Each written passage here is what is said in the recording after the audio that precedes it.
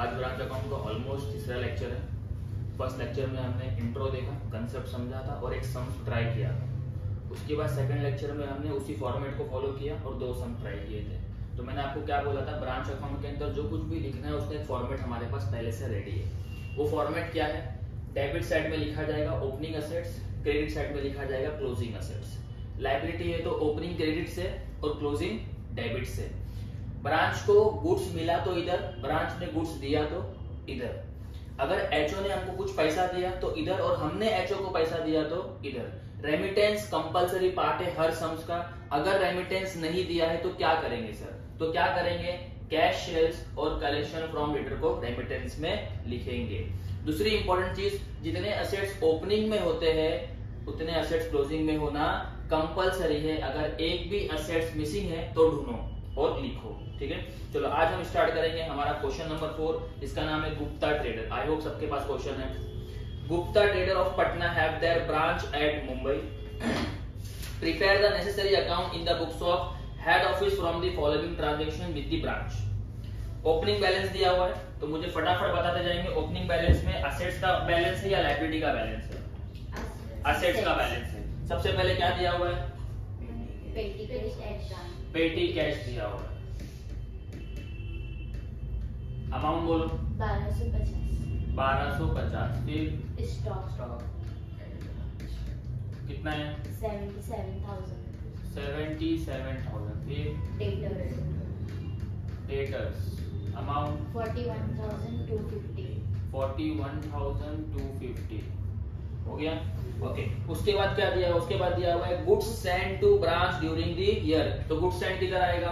Debit में। कितना है goods send to branch? 3,78,000। Right. Okay, उसके बाद दिया हुआ है amount remitted to branch. Amount remitted to branch, बताओ पैसा आ रहा है या हम रेमिटेंस दे रहे हैं? आ रहा है, सर डेबिट में लिखेंगे। कितना पैसा आ रहा है? तो वहां पे लिख के दिया है amount remitted to branch for petty cash expense. तो देखो अंडरलाइन करना अगर एक्सपेंस के नाम दिए होंगे तो, और यहाँ पे लिख देना पहला है पेटी कैश एक्सपेंस।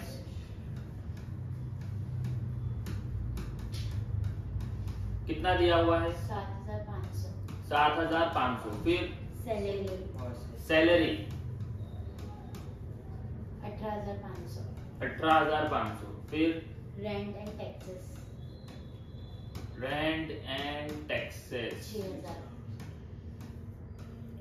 तो आपको इतना क्लियर हो रहा है डेबिट में क्या आएगा और क्रेडिट में क्या आएगा? जब भी हमको पैसा मिलेगा खर्चे पाने के लिए हम डेबिट में लिखेंगे।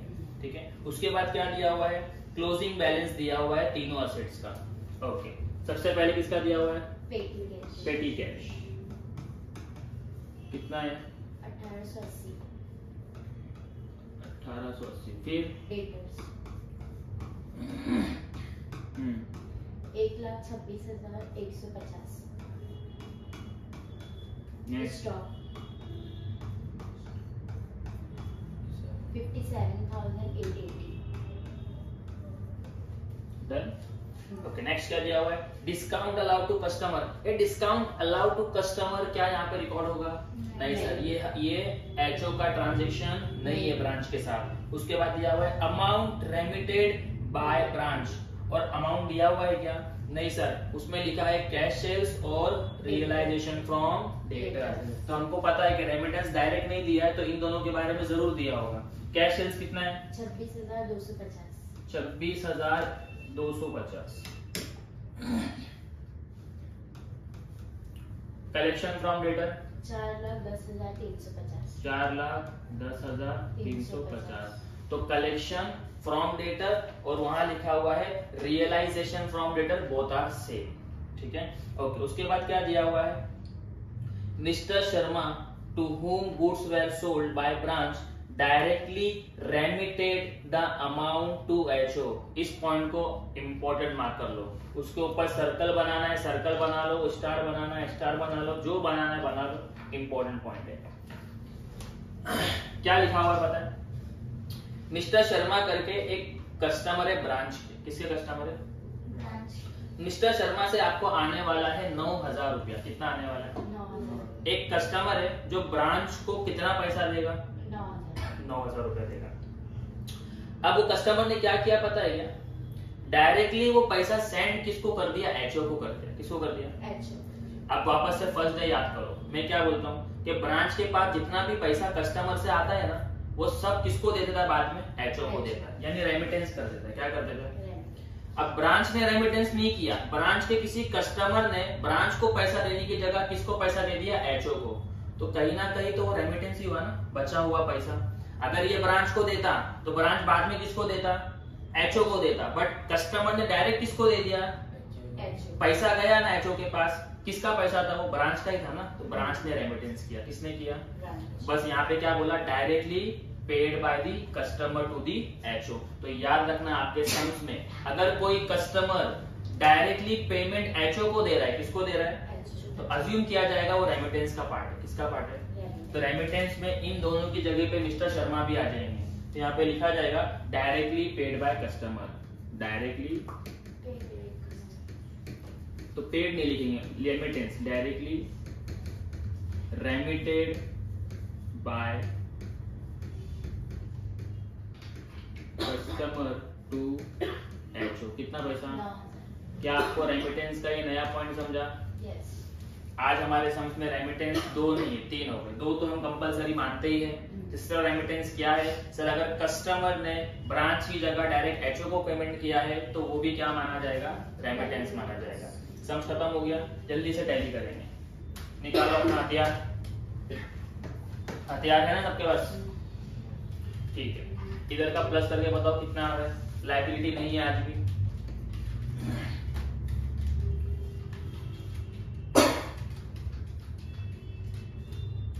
कैलसी नहीं लाई तो आगे बस मुंह उठा के।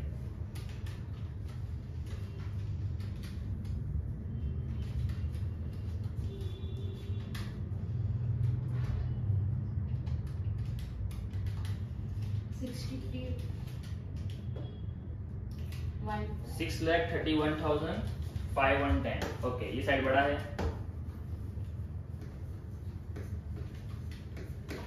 510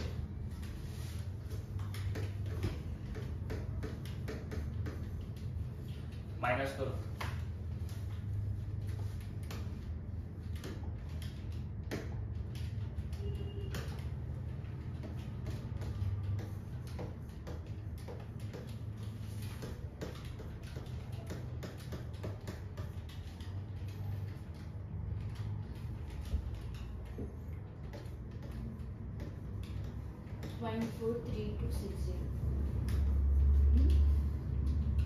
आ रहा है इतना?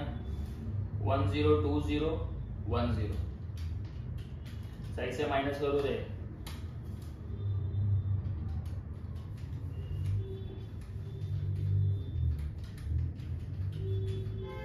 कैलसी चला सलमा बेटा, क्या हो गया? दिन में जाग जाग। कैलसी है तो भी इतना आलसी बना रहा है आप लोगों को। 12th में तेरे साथ 1 मिनट मोबाइल यूज कर लूँ क्या?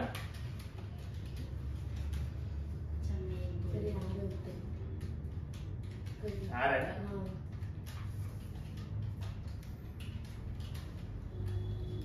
ए बस करो, ए आ जाएगा इतना आंसर। सही है, आएगा ठीक है। 5 मिनट का सम से आधा घंटा सिर्फ प्लस कर रहे कैसे से। चलो जल्दी से अगले क्वेश्चन पे आ जाओ। ठीक है, अच्छा हम किस चीज का वेट कर रहे पता है? हम इस चीज का वेट कर रहे हैं कि सर जब वेरिफिकेशन करते हैं तो तीनों असेट्स क्लोजिंग में होना चाहिए। अभी तक तो तीनों असेट्स मिल रहे हैं और 1-2 बार ऐसा हुआ है कि सर फर्नीचर गायब था तो हमने डेप्रिसिएशन लगा के उसको निकाल लिया था। हम किसी और डेटर के गायब होने का भी वेट कर रहे हैं। चलो अगला क्वेश्चन देखेंगे।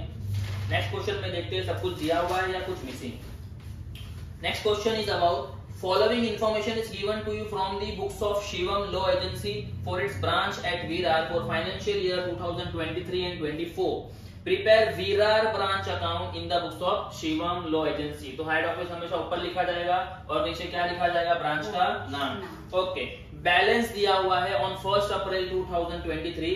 Branch debtor, stock and cash, तीनों की तीनों असेट्स है, तीनों को ओपनिंग में लिखा जाएगा। ओके,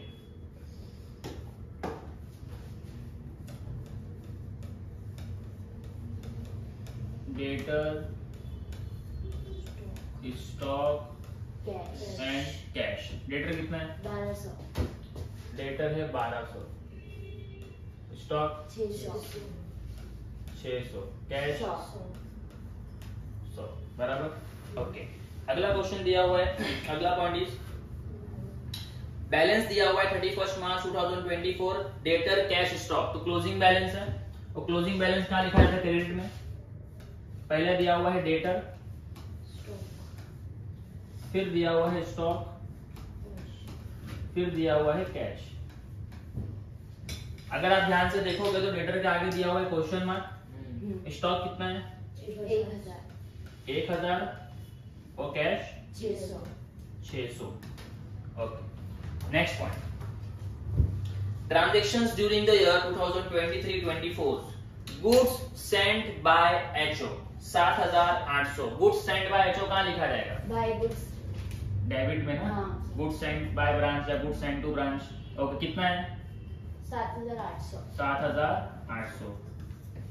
उसके बाद नेक्स्ट दिया हुआ है cash Saint by HO for petty cash. Cash Saint by HO, अब्बा ने पैसा दिए, कहाँ लिखेंगे? डेबिट में। कैश सेंट कितना दिए? 2000। टू कैश फ्रॉम एचओ लिख दो, चलेगा। ओके, उसके बाद दिया हुआ है गुड्स लॉस्ट एट ब्रांच। एक ब्रांच पे से ना कोई गुड्स गायब हो गया, तो क्या यहाँ पे एचओ आएगा? क्या ये दोनों ये ट्रांजैक्शन एचओ और ब्रांच के बीच का है? नहीं सर, उसके ब्रांच से कुछ गायब होगा तो एचओ को क्या पता चल रहा है? तो ये ट्रांजैक्शन के बीच का नहीं है, इसको इग्नोर किया जाए, कट कर दो उसको। क्रेडिट सेल्स, उधार में किसी को बेच दिया, तो यहाँ पे एचओ का कोई काम नहीं है, इग्नोर किया जाएगा। Insurance claim receive by branch. Insurance claim, insurance company ने ब्रांच को ना उसके लॉस होने पे, गुड्स के लॉस होने पे कुछ पैसा दी, तो यहाँ पे एचओ का काम नहीं है, ignore. Cash receive from debtor, cash receive from debtor को मैं यहाँ यूज करता हूँ। अगर मेरे पास रेमिटेंस नहीं है तो ये मेरा क्या बन जाता है? रेमिटेंस बन जाता है। उसके बाद डिस्काउंट अलाउ, डिस्काउंट अलाउ पे क्या किया जाएगा? इग्नोर किया जाएगा। बैड डेट, सर किसी को माल बेचा, उसने पैसा नहीं दिया और नुकसान हो गया, तो बैड डेट भी क्या है? इग्नोर किया जाएगा। Goods return bye debtor, debtor कौन है? कस्टमर, उसने गुड्स को रिटर्न कर दिया ब्रांच को, तो यहाँ पे भी एचओ का काम नहीं है। ब्रांच एक्सपेंस, अब आया कुछ काम की चीज। Branch expense paid by HO, salary और एडवर्टाइजमेंट। अब्बा ने आपको खर्चे पानी दिए सैलरी के लिए और एडवर्टाइजमेंट के लिए, कहाँ लिखेंगे? डेबिट में। ठीक है, तो ये वाले पॉइंट को मैं अलग से ऐड कर रहा हूं, 2000 को मैं अलग कर लेता हूं।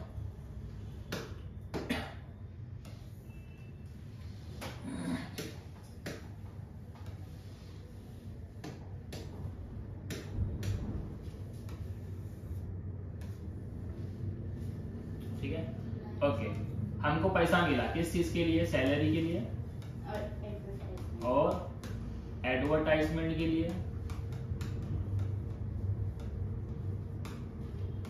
और पेटी कैश के लिए। जो पेटी कैश वाला पॉइंट था आप इसमें एक साथ ऐड कर सकते हो। पेटी कैश 2000 मिला था हमें, ये छोटा कैसे हो गया?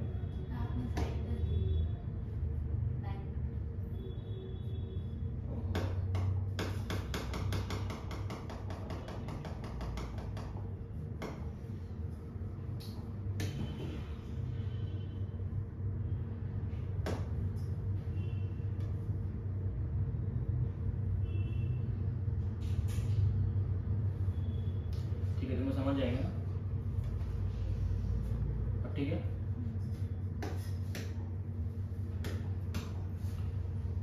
एडवर्टाइजमेंट के लिए और पेटी कैश के लिए। पेटी कैश के लिए 2000 रुपया मिला है, सैलरी के लिए 320 रुपया, एडवर्टाइजमेंट के लिए 780। ओके, उसके बाद हमारा सम्स हो गया है खत्म।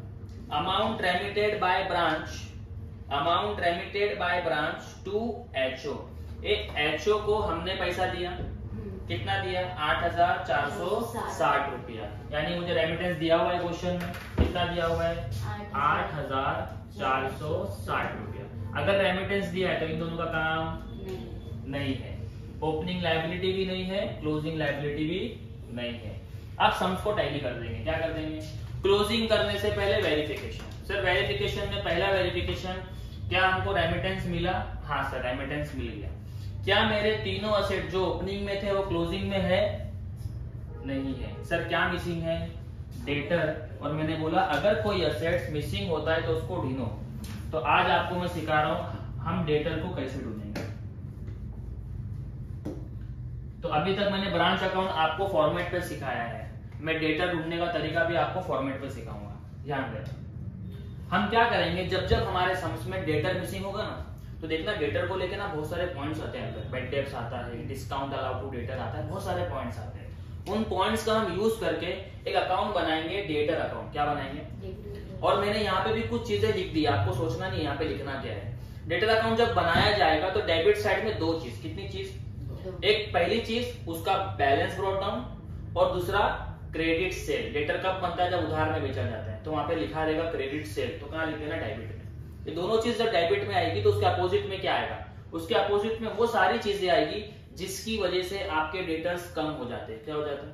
सर डेटर कम कैसे होता है? अगर डेटर ने आपको पैसा दे दिया वो कम हो जाएगा, कैश रिसीव फ्रॉम डेटर।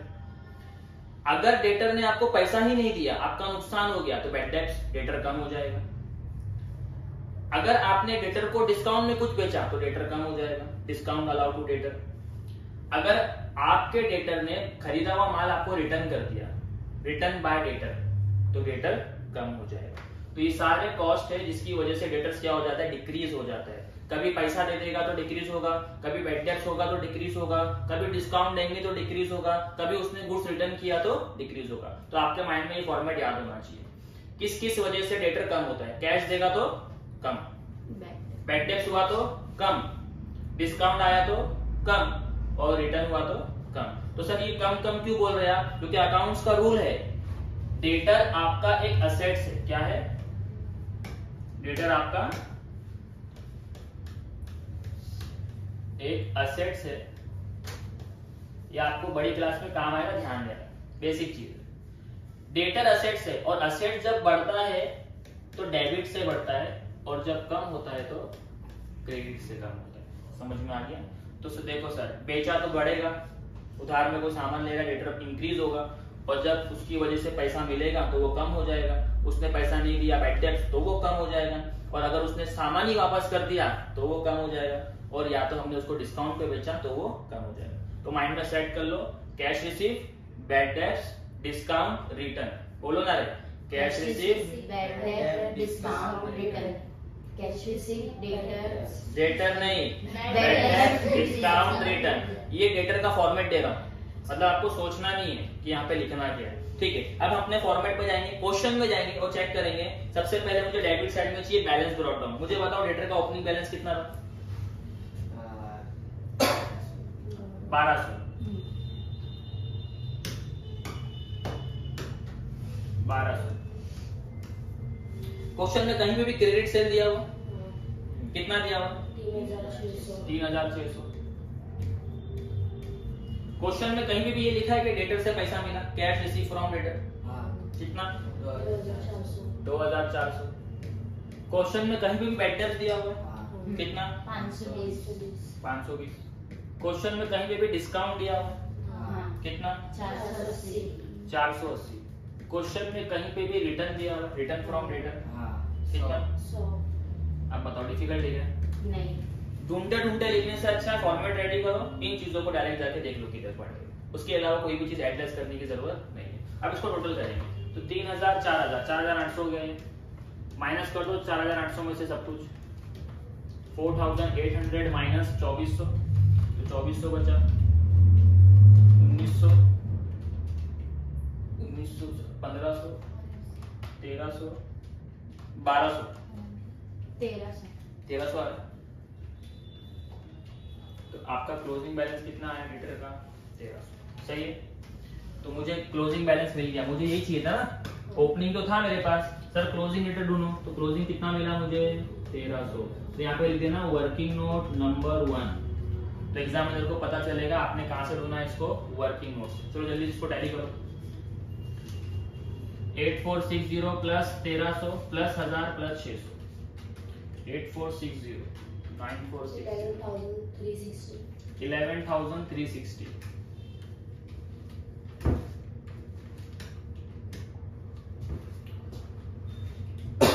11,360 जरा इसको प्लस कर लो, कौन सी साइड बड़ा जरा चेक करो। यहाँ का आ रहा है 11,360, वहां कितना आ रहा है?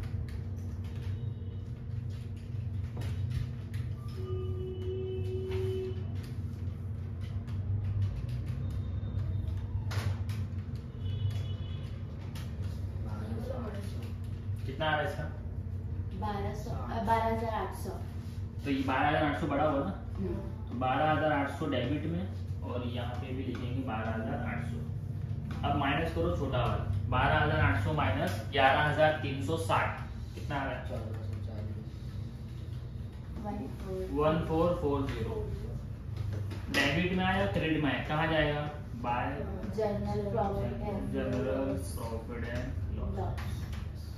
समझ में आएगा? ओके, जल्दी से कॉपी करो इसको।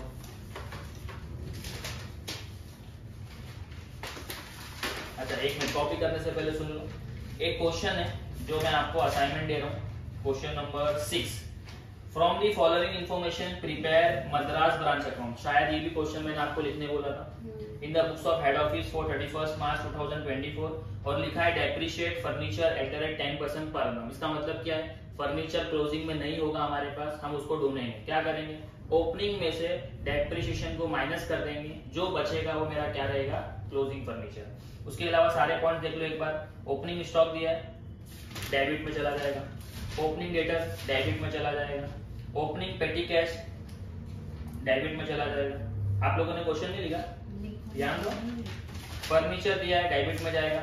ओपनिंग क्रेडिटर, क्रेडिटर क्या है? लायबिलिटी, तो कहाँ लिखेंगे? यहाँ पे लिखेंगे। ओके, उसके बाद goods send to branch, goods send to branch debit में जाता है। Goods return by branch credit में जाएगा। Goods return by customer to branch जाएगा या इग्नोर करेंगे? इग्नोर करेंगे। मैंने अभी जस्ट पढ़ाया, कस्टमर ने अगर एचओ को दिया तो रेमिटेंस, लेकिन कस्टमर ब्रांच को दे रहा है ना, तो ब्रांच डायरेक्ट बाद में दे देगा एचओ को, तो इसको इग्नोर करेंगे। क्लोजिंग स्टॉक आपका क्या है? Balance carried down of assets. Closing debtor दिया हुआ है आपको।